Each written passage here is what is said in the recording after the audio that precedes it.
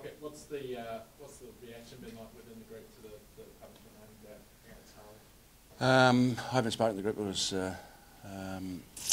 obviously that was so you've spoken to yesterday to the group. Obviously conversed by the CEO, but I think the players are okay with it all. It's just now about Harley's actions going forward, and we want to obviously have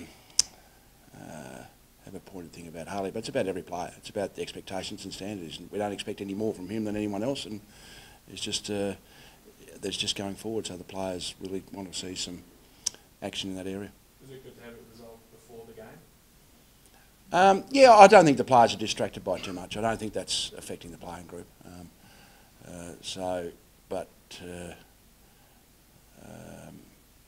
Yeah, that if it wasn't resolved as far as yesterday, the players wouldn't have thought about it as well. It's going to be done by next Monday, and that's going to be before the next game. So I don't think it's a big issue.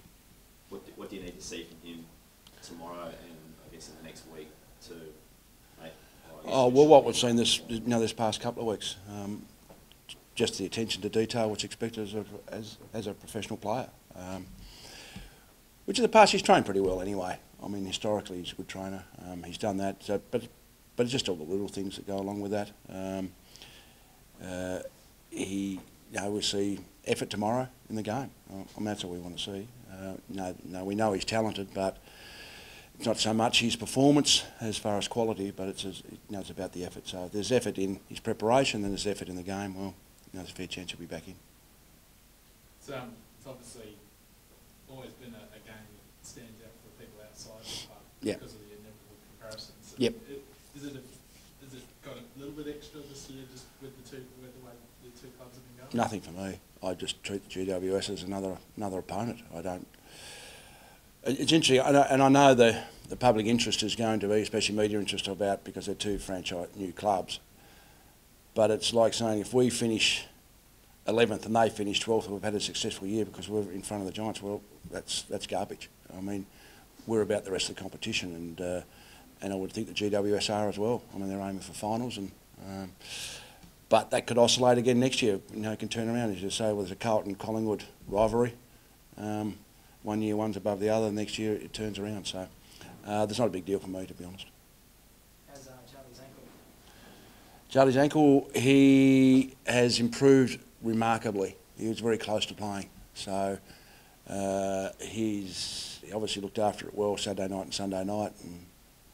And people might find this hard to believe, that he woke up every 3 or 4 hours and iced it all night, both nights. So he ran yesterday, he was very close, but just changed of direction, just felt a little bit. And I think in the past maybe that Charlie has played, when he's had an ankle problem, he's probably played too soon, sort of thinking in his own mind to get out there and be able to help the troops, but we just thought it was best him not to play, and hopefully he can have continuity from next week onwards. Rocket, no Dylan Shield this week. We've still got a really deep and diverse midfield. How do you go about stopping them, given the personnel that we're missing? Yeah, it's an interesting one with obviously the run.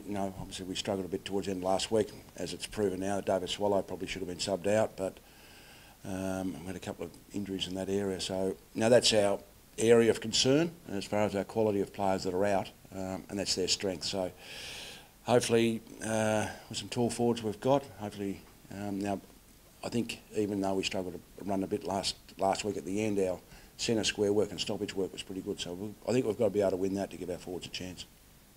What's the thinking behind bringing Zach Smith back? Yeah, it's an interesting one because playing the two rucks again probably hasn't worked in the past. His form has been sensational, so you actually have to reward players that are in some form. And then most of the players that are available are tall players. There wasn't many as a midfield type or a running type for actually playing instead of him. But his form has been that good that we just need to play. What do you think's behind that kind of increase in form? Obviously, he dropped down for a while into those reserves. So what have you kind of seen him changing? Oh, I think he's just got back to basics. I think a lot of players do. They probably overanalyse a bit and they try and work on, I suppose, too many areas. I think he's got back to what his strengths are. I think he's decluttered his mind and he's worked on his strengths, and No, he's starting to mark the ball. He kicked 3 goals last week. No, obviously we know his athletic capabilities, but I think he's the difference from playing him last time, which A, was in the wet, and B, he wasn't in great form. Now he's got his confidence up, so we're hoping that's a positive he can take into the game. What are the expectations on Peter Wright? He's played 2 games previously and come back now and played 3 in the equal and stepped up a level. Yeah, he has. He's gone back with a great attitude and kicked 6 and 2 fours, I think, over the 3 weeks. His marking's really improved, so he's a long-term player for us that we see as all taller players. They take a bit of time, and we see his best football at 22, 23 years of age. But the way he's progressed the last 6 weeks has been really pleasing. So obviously with Charlie out, he deserves the right to take his space. How much of a loss will David swallow as an injury then? Oh, no, it's a massive loss. I think when we beat North Melbourne, everyone's talking about Gary back, but it was David as well. And that's our area that has probably been a strength in the past. It's probably undermanned. We've got 3 players of our best 4 midfielders, Swallow, Prestia and O'Meara, that are out for the season. So it puts a big load on Gary a bit, but Richard Telly's carried that load as well this year. So and we'll throw some other young players through there. So, yeah, it's a bit of a loss for us. Is run and sort of that finishing the game off as much of a concern when we're playing the Giants? Oh yeah, there's no doubt about that. There's no hiding from that. I mean, that's their strength, and they got us last time with their run. And probably time last year got out the back a bit. So we've got to put some strategies in place to try and curb that. But yeah, I think probably last week, as some players were injured, I think during the game we were running.